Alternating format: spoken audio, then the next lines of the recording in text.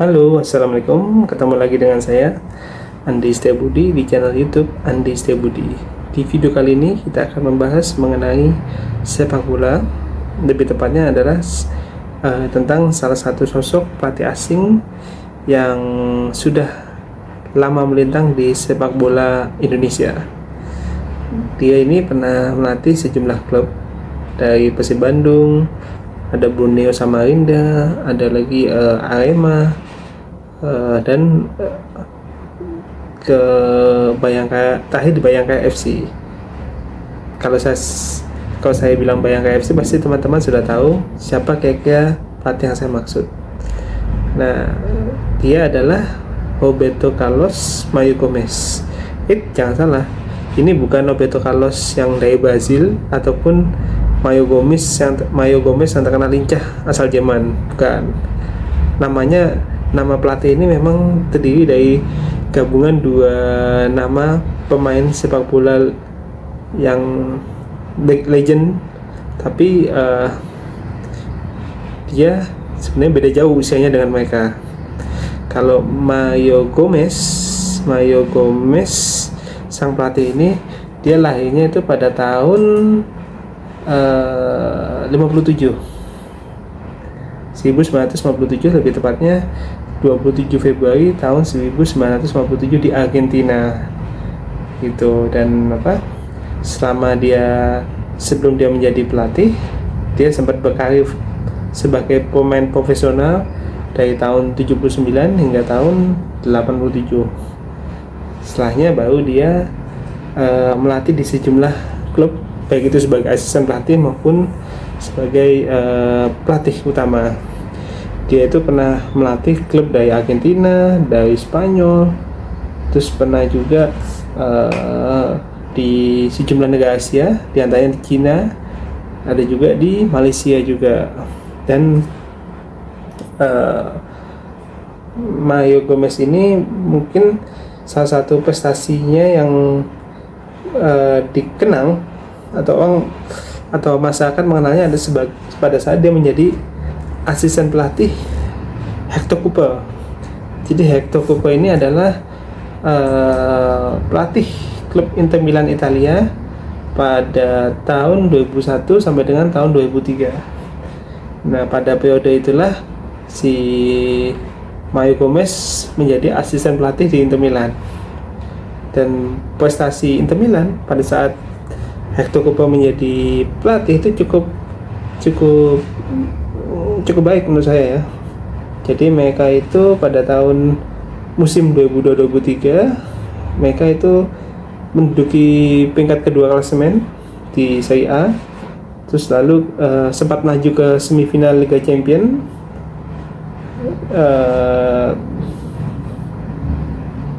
dan penampilannya juga cukup baik pada saat itu. Cuma hanya saja kurang beruntung saja Inter Milan pada saat itu. Dan si Mario Gomez ini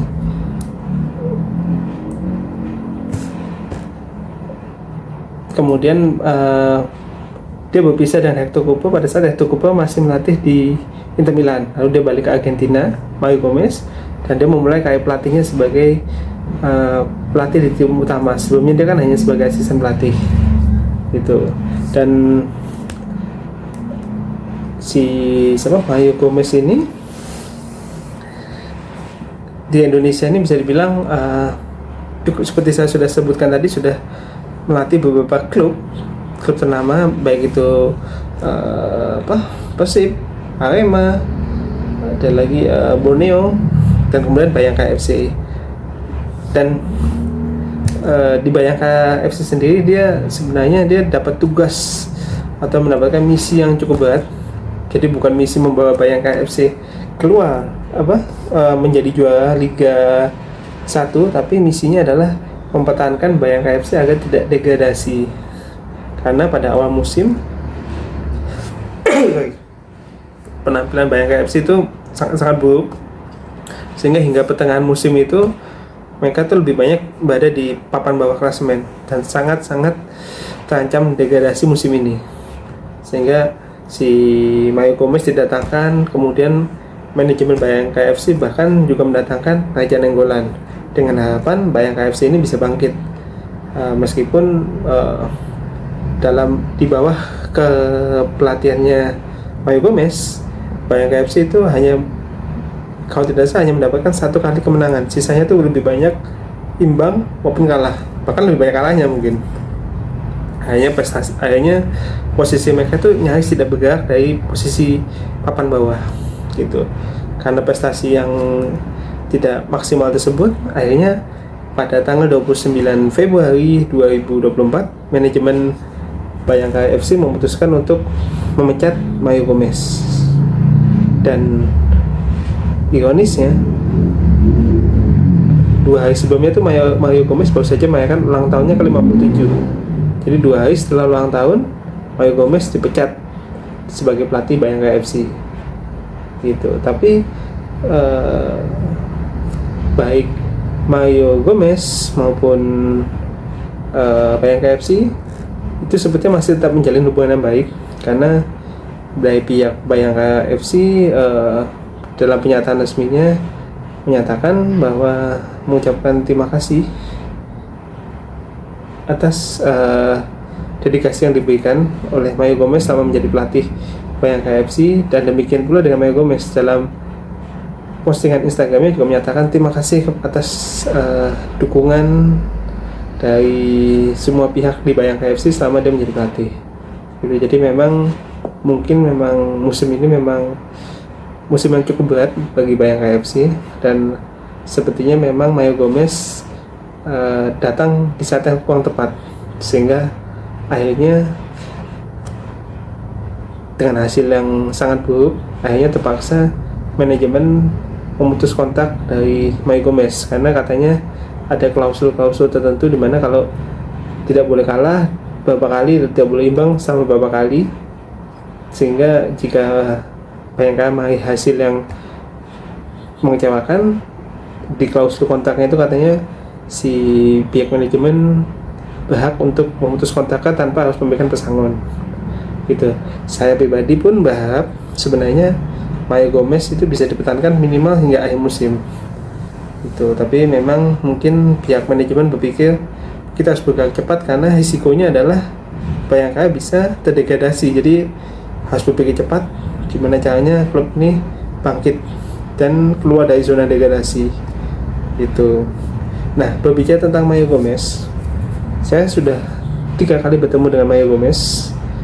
Ya, yang pertama itu pada saat mereka selesai latihan di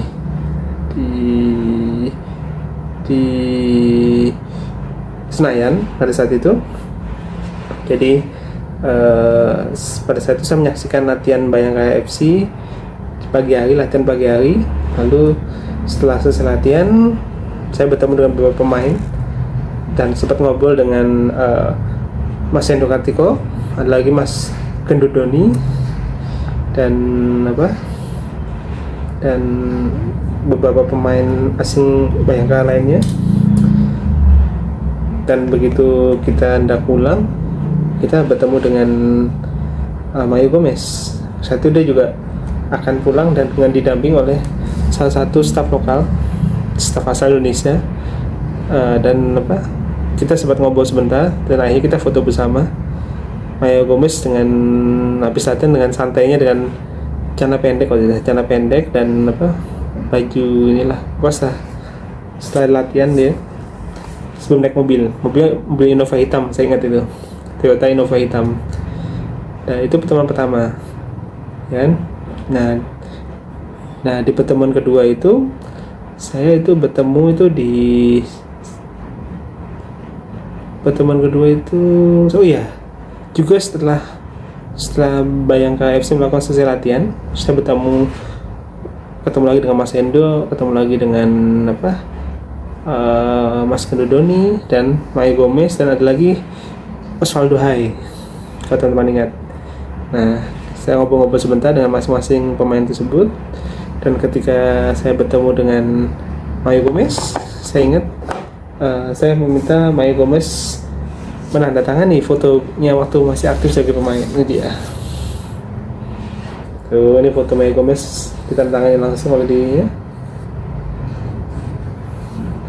Ada satu lagi. Iya, ini dia. Roberto Carlos Mario Gomez. Dia pada waktu dia masih muda. Oke. Dan apa? Setelah itu pertemuan ketiga saya ketemu lagi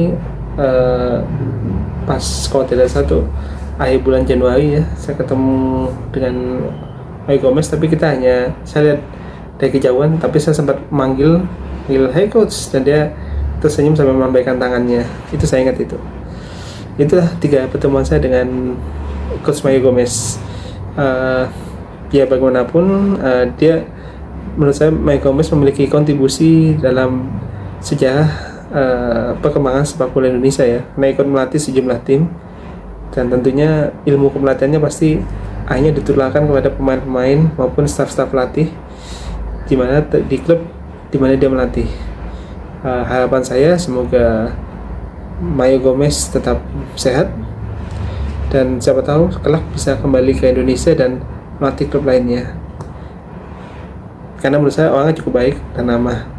Dan saya ingat sendiri pada saat saya lihat sesi latihannya, dia di tengah panas dia ikut di tengah lapangan memberikan semangat, karena misinya dia cukup berat, yaitu memang cukup berat, yaitu membawa Bayangkara FC lolos dari zona degradasi, dan sayangnya dia tidak bisa menyelesaikan itu dan harus berhenti di tengah jalan. Sekali lagi terima kasih coach atas dedikasinya, dan semoga kita bisa berjumpa lagi. Demikian video dari saya. Semoga teman-teman mendapatkan ilmu, wawasan tentang sosok Mario Gomez, Roberto Carlos Mario Gomez. Nanti kita akan bahas hal-hal lain seputar sepak bola nasional lainnya hanya di channel Andi Setiabudi. Terima kasih. Assalamualaikum warahmatullahi wabarakatuh.